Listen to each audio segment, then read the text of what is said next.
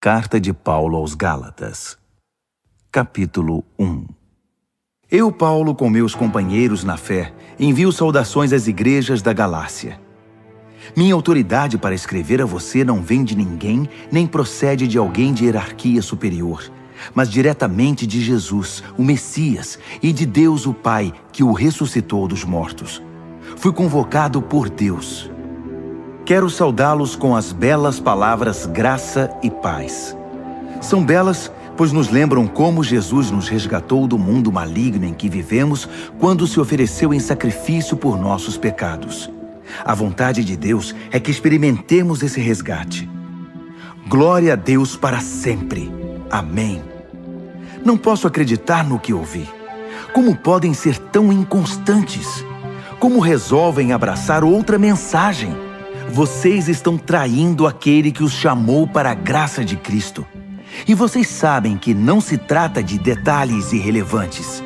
É outra mensagem, completamente diferente. É mentira deslavada sobre Deus. Os responsáveis por essa agitação estão virando a mensagem de Cristo de pernas para o ar. Quero deixar bem claro, se algum de nós, até mesmo um anjo do céu, pregar uma mensagem diferente da verdadeira e original, seja amaldiçoado. Vou repetir, se alguém, não importa a reputação ou as credenciais que possua, pregar uma mensagem diferente da que vocês receberam no início, seja amaldiçoado. Acham que falo desse modo para manipular alguém? Ou para impressionar o próprio Deus? Ou para ganhar aplausos do povo? Se meu alvo fosse popularidade, eu não seria escravo de Cristo. Saibam que a mensagem que transmiti a vocês não é mero discurso motivacional. Eu não a recebi de nenhuma tradição, nem a aprendi em alguma escola. Eu a recebi diretamente de Deus e de Jesus Cristo. Estou certo de que vocês ouviram a história da minha vida quando eu vivia no judaísmo. Na época eu perseguia a Igreja de Deus. Meu objetivo era destruí-la. Ninguém me superava no apego às tradições dos nossos antepassados. Mas Deus tinha planos para a minha vida. Quando eu ainda estava no ventre da minha mãe, Ele me escolheu e me chamou por sua graça, cheia de generosidade. Por sua intervenção, revelou seu Filho a mim para que eu o anunciasse aos outros povos, os que não são judeus. Logo depois desse meu chamado, fui para a Arábia. Não consultei ninguém e não fui a Jerusalém me aconselhar com os que já eram apóstolos. Mais tarde, voltei a Damasco. 3 anos depois, fui a Jerusalém para conhecer Pedro e saber mais sobre a fé. Foram apenas 15 dias, mas que dias aqueles! Com exceção de Tiago, irmão do Senhor, não vi nenhum outro apóstolo. Diante de Deus, estou falando a pura verdade. Então comecei meu ministério nas regiões da Síria e da Cilícia. Mesmo depois de todo aquele tempo, eu ainda não era conhecido nas igrejas cristãs da Judéia. O que sabiam de mim era apenas isto: aquele homem que antes nos perseguia, agora está pregando a mesma mensagem que tentou destruir. E como eles agradeceram a Deus e o adoraram por minha causa.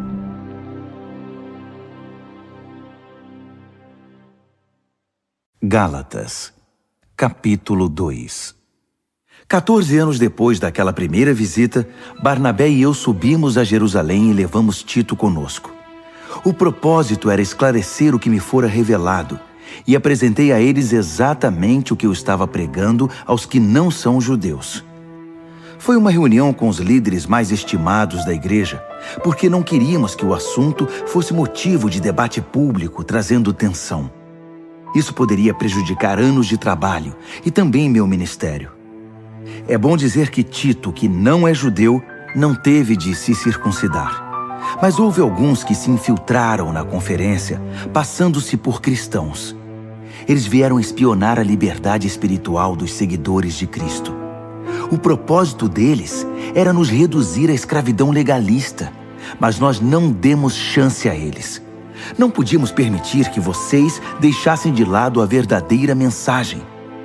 Quanto aos que eram considerados importantes na igreja, a reputação deles não me incomodou. Eu não me impressiono com aparências. Quanto mais Deus. Nenhum deles acrescentou nada à mensagem que eu prego. Logo ficou evidente que Deus me havia confiado a tarefa de pregar aos não-judeus a mesma mensagem pregada por Pedro aos judeus. Reconhecendo que Deus tinha me chamado, Tiago, Pedro e João, colunas da igreja, receberam a mim e a Barnabé e nos designaram para o ministério aos demais povos. E eles continuavam alcançando os judeus. Apenas acrescentaram um pedido: que nos lembrássemos dos pobres, o que é meu desejo profundo. Depois disso, Pedro veio a Antioquia. Acabei tendo de confrontá-lo, pois ele errou feio. Vou contar como foi. Antes que algumas pessoas da parte de Tiago chegassem à cidade, Pedro comia normalmente com os que não eram judeus. Mas depois que o grupo de Jerusalém chegou, todos conservadores, ele começou a evitar todo contato com seus amigos não-judeus. Isso provou que ele tinha medo do grupo conservador judaico, que tentava fazer valer o velho sistema da circuncisão. Infelizmente, o restante dos judeus da igreja de Antioquia aderiu à hipocrisia, até mesmo Barnabé. Quando vi que eles não se comportavam de acordo com a mensagem, contestei Pedro na frente de todos. Se você, que é judeu, não segue as regras judaicas quando não está sendo observado pelos guardiões de Jerusalém, que direito tem de exigir que os não-judeus se adaptem aos costumes judaicos só para causar boa impressão aos seus velhos amigos de Jerusalém? A verdade é a seguinte: nós, judeus, não somos superiores aos demais pecadores. Sabemos muito bem que não somos justificados diante de Deus por guardar regras, mas apenas pela fé em Jesus Cristo. Como sabemos disso? Nós tentamos, e com o melhor sistema de regras do mundo. Sabendo que ninguém pode agradar a Deus por esforço próprio, cremos no Messias para sermos justificados por Deus. Isso nunca acontecerá por praticarmos o bem. Já perceberam que ainda não somos perfeitos? Grande novidade. Mas vendo que gente como eu, que creu em Cristo e foi justificado por Deus, não é perfeita, teriam vocês a ousadia de acusar Cristo de ser conivente com o pecado? Que acusação leviana! Se eu tentasse ser justo praticando o bem, estaria reconstruindo aquilo que destruí. Estaria agindo como um charlatão. Explico o que aconteceu comigo. Tentei guardar regras e me esforçar para agradar a Deus, mas isso não funcionou. Então desisti de ser um homem da lei para me tornar um homem de Deus. A vida de Cristo me mostrou como fazer isso e me deu capacidade de viver assim. Eu me identifico totalmente com Ele. De fato, fui crucificado com Cristo. Meu ego não ocupa mais o primeiro lugar. Pouco me importa parecer justo ou ter um bom conceito entre vocês. Não estou mais tentando impressionar Deus. Agora Cristo vive em mim. A vida que vivo não é minha, mas é vivida pela fé no Filho de Deus, que me amou e se entregou por mim. E eu não volto mais atrás. Não está claro que voltar para a velha religião de guardar regras e agradar os outros é abandonar a nova vida de relacionamento com Deus? Não posso desprezar a graça de Deus. Se é possível ter um relacionamento vivo com Deus, apenas guardando regras, Cristo morreu em vão.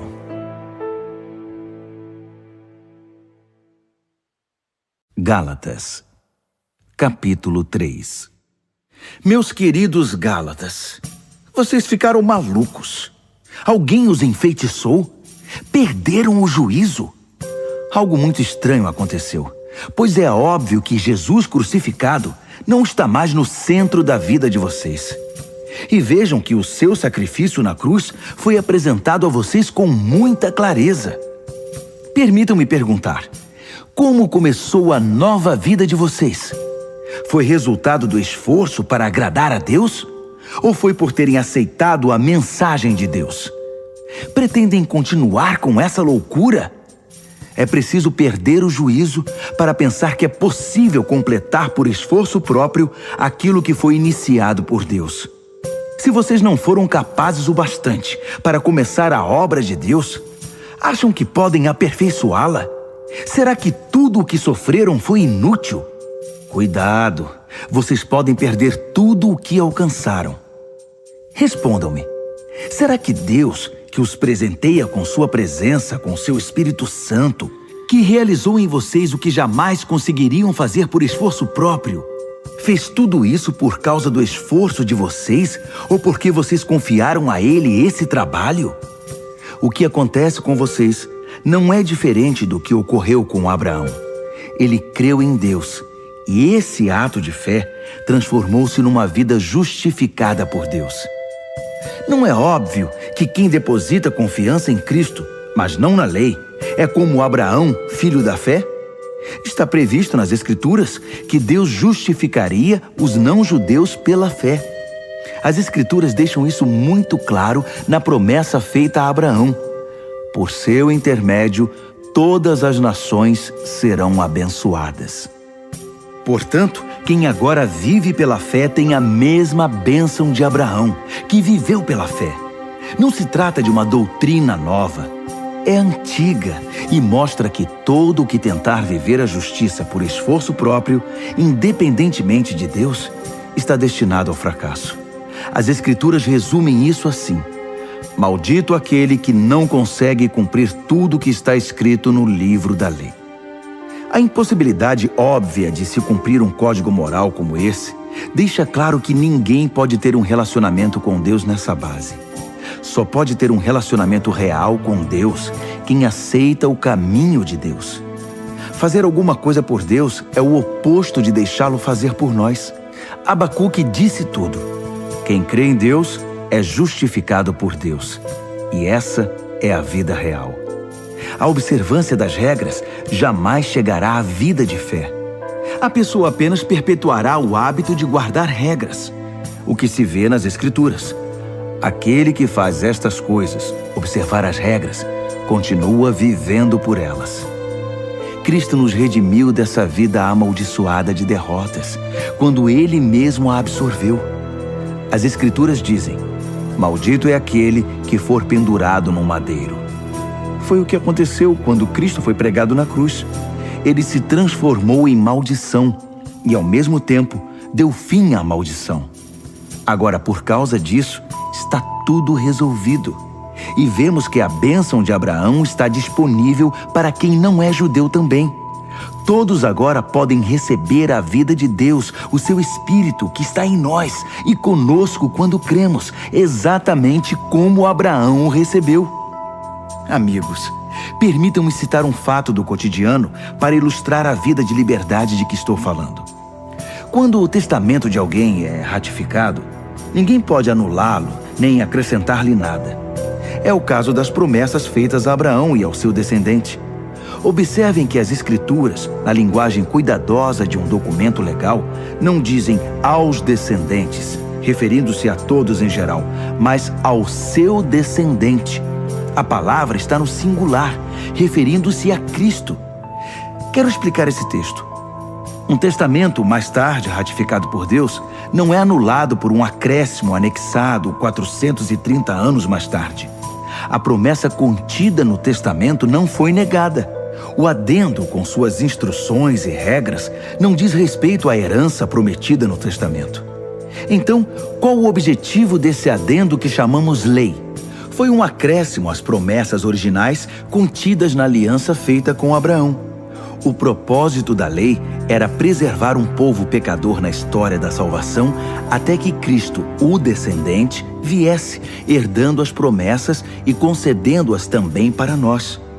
Evidentemente, a lei não foi dada num encontro direto com Deus, mas foi dada por anjos e por um mediador, Moisés. Se há um mediador, como havia no Sinai, então o povo não se relaciona diretamente com Deus, não é mesmo? Mas a promessa original é a bênção direta de Deus, recebida pela fé. Estaria então a lei contra a promessa? Seria uma negação da vontade de Deus para nós? Nunca. Seu propósito foi mostrar que não tínhamos um relacionamento de verdade com Deus. Ou seja, mostrar como é absurdo esperar que um sistema religioso consiga sozinho o que só é possível com fé, pelo cumprimento da promessa de Deus. Pois se observar regras pudesse trazer vida para nós, nós já a teríamos obtido. A questão é que, enquanto ainda não havíamos chegado a ponto de responder com fé ao Deus vivo, fomos devidamente guardados e protegidos pela lei mosaica. A lei era como aqueles tutores gregos, bem conhecidos de vocês, que conduzem as crianças à escola e as protegem de perigos ou distrações, certificando-se de que chegarão aonde devem ir. Mas agora que chegaram ao destino, não precisam mais desse tutor. Pela fé em Cristo, vocês têm agora um relacionamento direto com Deus. O batismo que receberam em Cristo não foi um simples banho, mas um novo começo. Vocês também passaram a usar novas roupas, roupas de adulto na fé, a vida de Cristo, o cumprimento da promessa original de Deus. Na família de Cristo, não pode haver divisões entre judeus e não-judeus, escravos e livres, homens e mulheres. Entre vocês, todos são iguais. Isto é, nós todos estamos em um relacionamento comum com Jesus Cristo. Agora que são a família de Cristo, vocês são também os famosos descendentes de Abraão, herdeiros de acordo com as promessas da aliança. Gálatas, capítulo 4.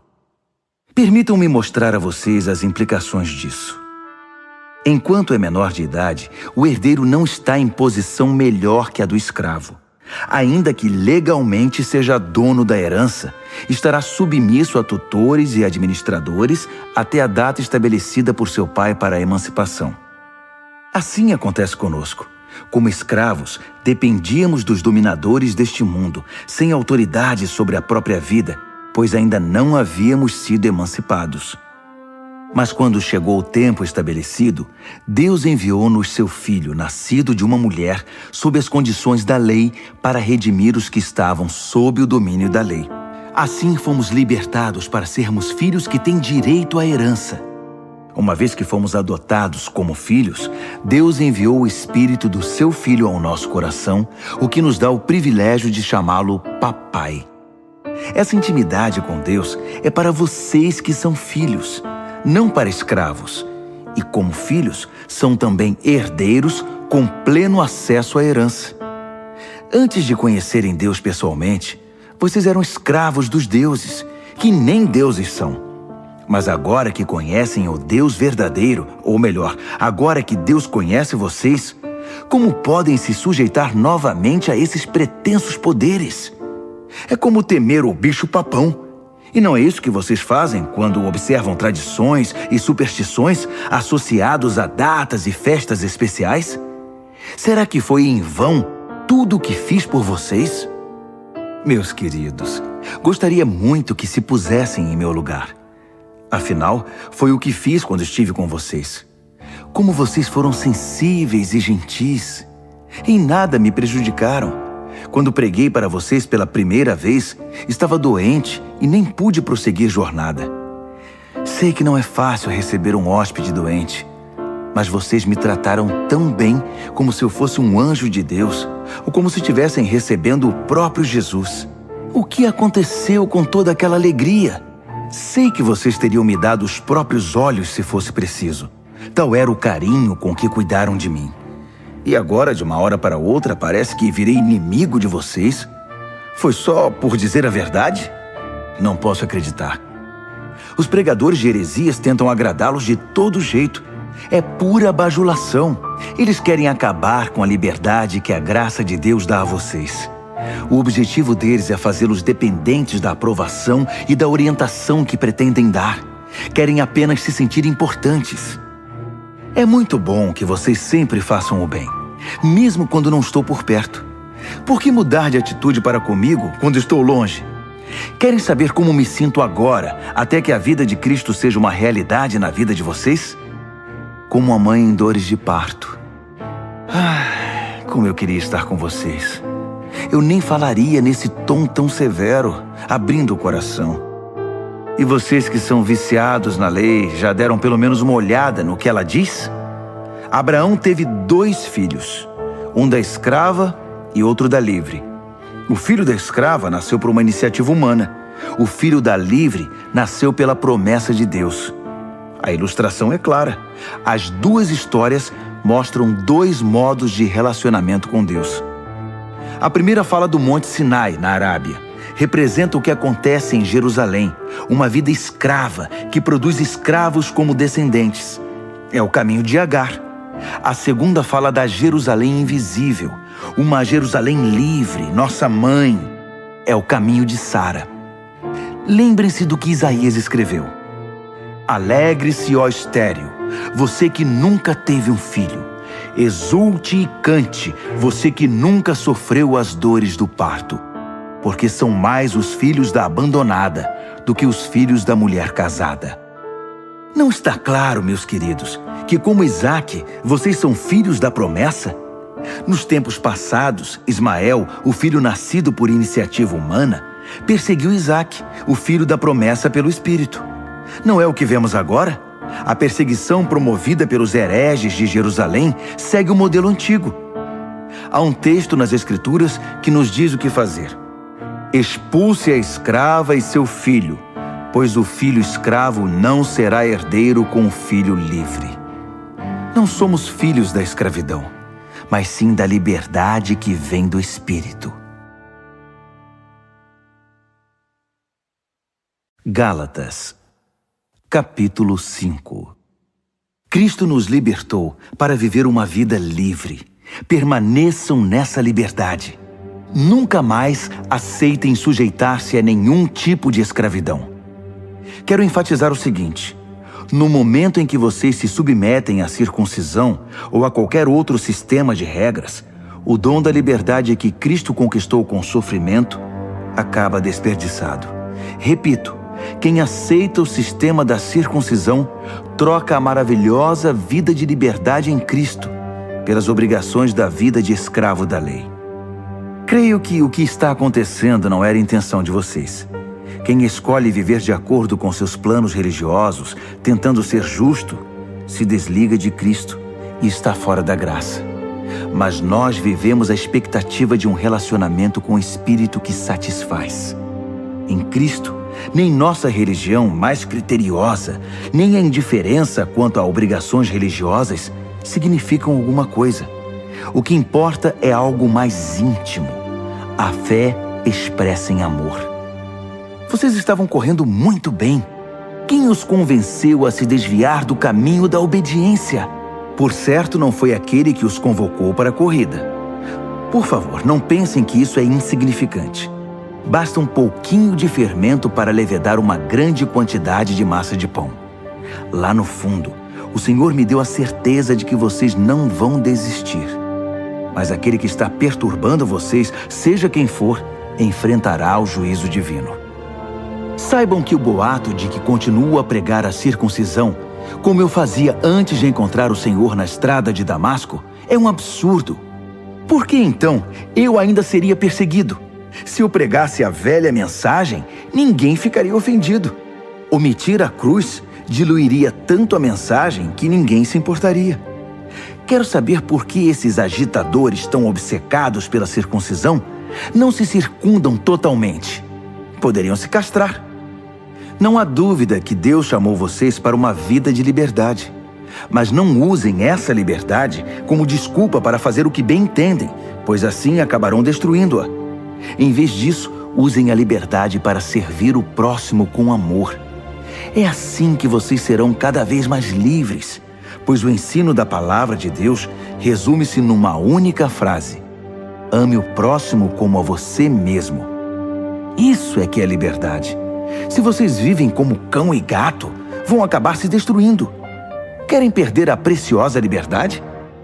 Aqui vai meu conselho. Vivam nesta liberdade, motivados pelo Espírito de Deus. Só assim vencerão seus impulsos egoístas. Pois há em nós uma raiz de egoísmo que guerreia contra a liberdade do Espírito. Esta liberdade é incompatível com o egoísmo. São dois modos de vida opostos. Não dá para viver com os dois. Por que não escolhem o caminho do Espírito? Só por ele poderão fugir dos impulsos inconstantes de uma vida dominada pela lei. Todos conhecem o tipo de vida de uma pessoa que quer fazer o que bem entende. Sexo barato e frequente, mas sem nenhum amor. Vida emocional e mental detonada. Busca frenética por felicidade e sem satisfação. Deuses que não passam de peças decorativas. Religião de espetáculo. Solidão paranoica, competição selvagem, consumismo insaciável, temperamento descontrolado, incapacidade de amar e de ser amado, lares e vidas divididos, coração egoísta e insatisfação constante, costume de desprezar o próximo, vendo todos como rivais, vícios incontroláveis, tristes paródias de vida em comunidade. E se eu fosse continuar, a lista seria enorme. Essa não é a primeira vez que venho advertir vocês. Se usarem a liberdade desse modo, não herdarão o reino de Deus. Mas vamos falar da vida com Deus. O que acontece quando vivemos no caminho de Deus? Deus faz surgir dons em nós, como frutas que nascem num pomar. Afeição pelos outros, uma vida cheia de exuberância, serenidade, disposição de comemorar a vida, um senso de compaixão no íntimo e a convicção de que há algo de sagrado em toda a criação e nas pessoas. Nós nos entregamos de coração a compromissos que importam, sem precisar forçar a barra, e nos tornamos capazes de organizar e direcionar sabiamente nossas habilidades. O legalismo não produz nada disso, apenas atrapalha. Para quem pertence a Cristo, seguir o próprio caminho e deixar para depois as necessidades dos outros são atitudes que ficaram cravadas na cruz.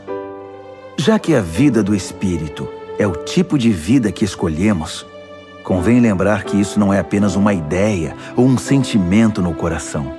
Suas implicações devem ser realidade em cada área da nossa vida. Isso significa que não devemos ficar fazendo comparações como se um fosse melhor que o outro. Temos coisa mais importante a fazer na vida. Ninguém é melhor do que ninguém. Cada pessoa tem valor singular e inestimável. Gálatas, capítulo 6. Amigos, vivam com criatividade. Se alguém cair em pecado, restaurem-no com perdão. Guardem as críticas. Vocês podem precisar de perdão antes que o dia termine. Ajam com misericórdia e estendam a mão aos oprimidos. Compartilhem aquilo que pesa a vocês e cumpram desse modo a lei de Cristo. Se pensam que são bons demais para agir assim, estão muito enganados. Cada um examine com cuidado a si mesmo e a maneira segundo a qual está cumprindo a missão que recebeu e dedique atenção total a ela. Não fiquem admirando vocês mesmos, nem se comparando com os outros. Cada um precisa assumir o compromisso de fazer o melhor que puder com sua vida. Vocês, que já chegaram à maturidade, sejam generosos com aqueles que os instruíram, compartilhando com eles tudo o que de bom possuem e experimentam. Não se enganem, ninguém faz Deus de bobo. Toda pessoa colhe o que plantou. Quem planta egoísmo, ignorando a necessidade dos outros e a Deus, colherá o mal. O resultado de sua vida será frutos inúteis. Mas aquele que planta conforme Deus, permitindo que o Espírito faça a obra de crescimento nele, terá uma colheita de verdadeira vida, vida eterna. Portanto, não se cansem de fazer o bem. No tempo certo, teremos uma boa colheita, se não nos desesperarmos nem desistirmos. Cada vez que tivermos chance, trabalhemos para o benefício de todos, a começar pelos mais próximos de nós na comunidade da fé. Nestas linhas finais, chamo a atenção para os traços grossos da minha caligrafia, para ressaltar a importância do que escrevi.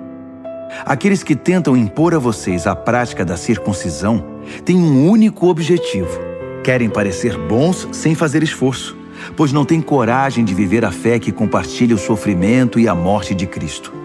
A doutrina deles nada é, até porque nem eles guardam a lei. Observam apenas as leis que interessam aos seus propósitos.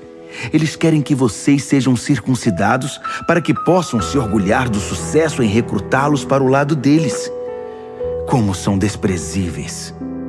Quanto a mim, não vou me orgulhar de nada, a não ser da cruz do nosso Senhor Jesus Cristo. Por causa daquela cruz, fui crucificado aos olhos do mundo, libertado da atmosfera sufocante, da necessidade de agradar os outros e me encaixar nos padrões mesquinhos ditados por eles.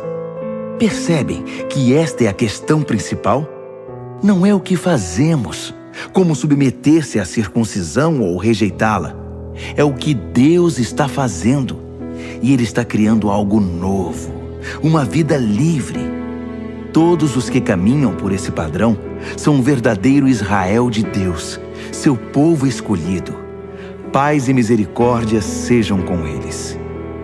Francamente, não quero mais ser incomodado com essas disputas. Tenho coisas mais importantes para fazer, como viver a fé com seriedade. Trago em meu corpo as cicatrizes do meu trabalho por Jesus. Que tudo o que nos é concedido livremente pelo Senhor Jesus Cristo venha a ser de fato de vocês, meus queridos amigos. Amém.